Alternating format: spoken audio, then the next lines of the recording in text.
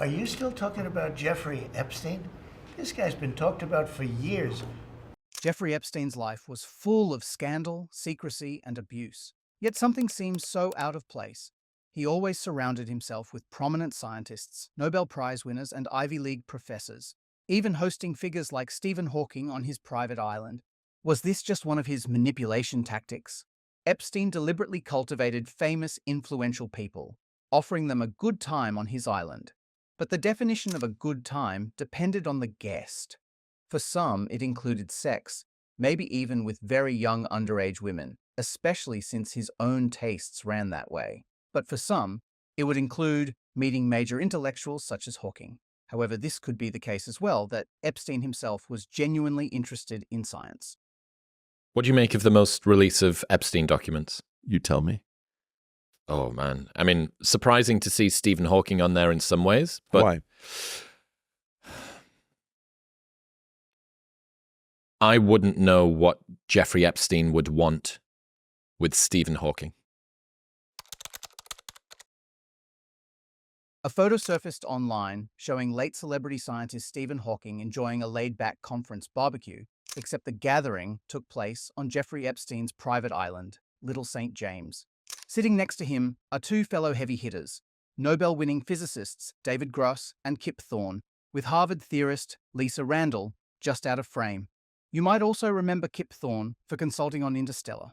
This infamous photo was taken in 2006, which occurred before Epstein's legal troubles. Back then, Epstein chartered a luxury yacht, flew 21 physicists to the Virgin Islands, and offered what he called fun and physics. Epstein even treated Hawking to a quick ride in his personal submarine. When the photo finally reached the tabloids in 2015, long after Epstein's 2008 sex offender plea, public outrage wasn't directed at Hawking. It was directed at a broader, more unsettling puzzle. How did a figure like Epstein embed himself so easily in the ecosystem of elite science? That said, the internet was not kind to Hawking. Thousands of memes targeting him exploded. Yeah, Naomi Campbell, Stephen Hawking. Stephen Hawking, yeah, there we go. Stephen Hawking. Stephen Hawking. It's insane. You think you had fun, Ty? I want to go to the island. Why won't you let me go? Let me go. Do you think you had fun, though? Oh, I had a blast. One of the best times of my life. What'd you do there, Stephen? Ate a lot of good food, hung out with good friends. Somebody stop me. Who, me? Just chilling. Me chilling, too. Just hanging out for the day. What a beautiful island. A butterfly has just landed on my nose. A particularly meme that went viral included an apparent court transcript claiming Hawking had a preference for observing undressed individuals of short stature attempting to solve equations on chalkboards that were positioned too high. Fortunately, this was later proven to be false. Epstein himself tried damage control. In a leaked 2015 email to Ghislaine Maxwell, he offers reward money for anyone willing to shoot down rumors that Hawking behaved badly on the island. This does raise an interesting question. Was Epstein genuinely interested in science, or was this just one of his manipulation tactics? Though he was briefly a calculus and physics high school teacher, he never possessed a scientific degree. However, his interest and investments in science seem far from cursory. One could easily get the impression Epstein might have wanted to be a scientist in a different life. In this 2002 New York article, current President Donald Trump said, "I've known Jeff for 15 years. Terrific guy. He's a lot of fun to be with. It is even said that he likes beautiful women as much as I do, and many of them are on the younger side. No doubt about it. Jeffrey enjoys his social life." That quote hasn't aged well. But beautiful women are only a part of it. Because here's the thing about Epstein. As some collect butterflies, he collects beautiful minds. I invest in people, be it politics or science. It's what I do, he has said to friends. His biggest prizes were Hawking and the former President Clinton. In his eyes, Clinton, as a species, represents the highest evolutionary form of the political animal. Clinton, for his part, described Epstein as, "Jeffrey is both a highly successful financier and a committed philanthropist with a keen sense of global markets and an in-depth knowledge of 21st century science." But is Epstein the first rich guy to throw money at scientists? Not even close. In antiquity, the Medici family sponsored Galileo. Their support gave him some protection while he challenged the Catholic Church. Fast forward a few centuries, and we get Solvay conferences, funded by Belgian industrialist Ernest Solvay, who made his fortune selling chemicals. In 1911, quantum mechanics was still not popular, yet he organized a conference that gathered figures like Lorentz, Planck, Poincaré, and young Einstein in a single room to discuss it. That's probably the most influential conference in scientific history. Even today, we've got things like the Breakthrough Prizes, started by Russian billionaire Yuri Milner. They give out $3 million to scientists, and they do it in full-on Hollywood style.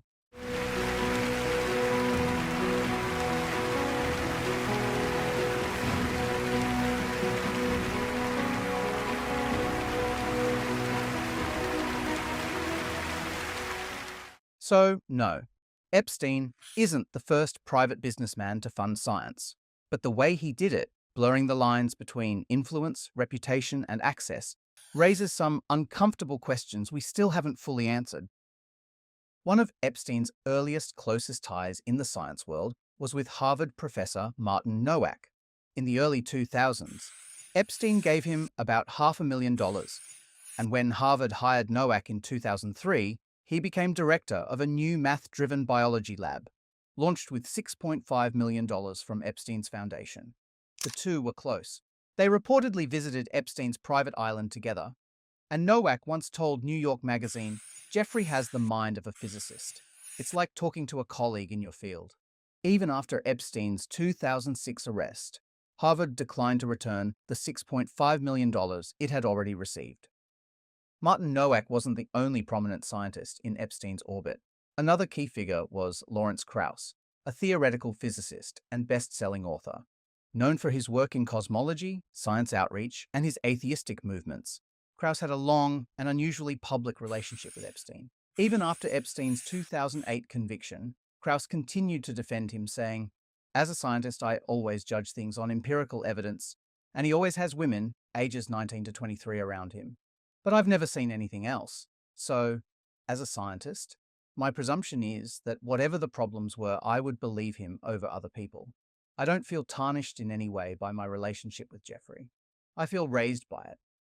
In fact, Krauss was the one who organized the 2006 Confronting Gravity conference, where that now infamous... Later, while Krauss was the director of the Origins project, he received almost $250,000 from Epstein's foundation.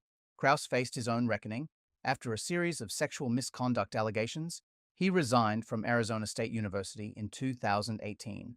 While these allegations were unrelated to Epstein, they resurfaced earlier concerns about his defense of Epstein. Epstein's influence wasn't limited to flashy conferences or celebrity scientists. At MIT, he made 10 separate donations between 2002 and 2017, totaling nearly $1 million. Shockingly, 9 of those donations came after his 2008 conviction, including $225,000 to quantum computing professor Seth Lloyd. To his credit, Lloyd did eventually issue a public apology. In a Medium post, he wrote, "By continuing to participate in discussions he had with me and other scientists, and by accepting his donations, I helped Mr. Epstein protect his reputation, and I disempowered his victims. I should have focused on them instead of him." Still, the damage was done, and his case became another example of how Epstein quietly embedded himself into elite institutions, often with little resistance. The question remains, how did otherwise so brilliant people turn into such a soft target? I guess this is an opportunity to bring up Jeff Epstein. So, people sometimes wonder, like we're scientists, hanging out with him to get with these young women or something. I know scientists. There are some scientists like that. They were spending time with him because he was giving their laboratories money that they didn't have to write grants for. Why was he doing that, though? Oh, there are very strong opinions. I never met him. I know people who knew him. But he clearly understood social engineering. He understood that rich people they can get anything they want, except the one thing they can't easily control is their reputation, because that requires other people's perceptions. And just being rich doesn't make you necessarily respected. By certain people, yes. By certain people, no. So he understood that very wealthy people feel more important and can derive more sense of self-respect when they are surrounded by brilliant people.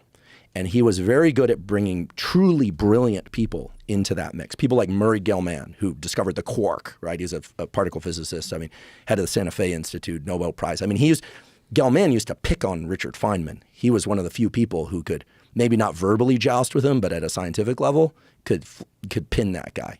So they were on more or less equal tier, but Gell-Mann was right up there. So Epstein understood, like, bring around the Gell-Manns, bring around the top genetic researchers from Harvard. By doing that, he made these rich people feel like they were in the company of interesting, important people. Interesting. And why would scientists spend time with rich people? I'll be really honest. I do a lot of work for these days for talking about science and trying to generate science philanthropy. That's a big part of my life now, trying to generate money to give to studies that are really interesting and valid. We could talk about that if you like.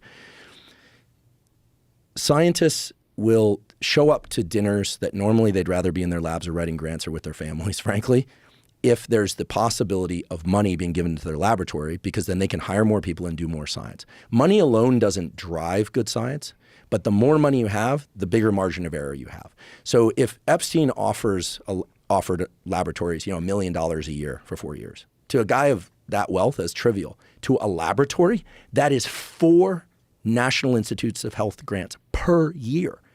So there are 3 main reasons. First, there's a scarcity of research funding. Grants are competitive, time-consuming, and often hard to secure. So when someone offers money with no strings attached, even from questionable sources, it can be very tempting, especially in underfunded fields like theoretical physics or basic biology. Second, there's the halo effect of prestige.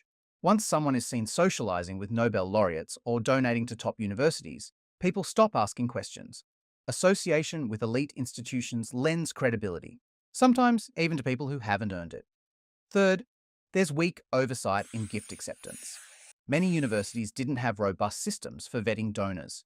Epstein exploited this to quietly fund labs and build influence with minimal scrutiny. This leads to institutional fallout for Harvard and MIT. These aren't just failures of judgment. They're systemic cracks that made it all too easy for someone like Epstein to buy credibility and keep it.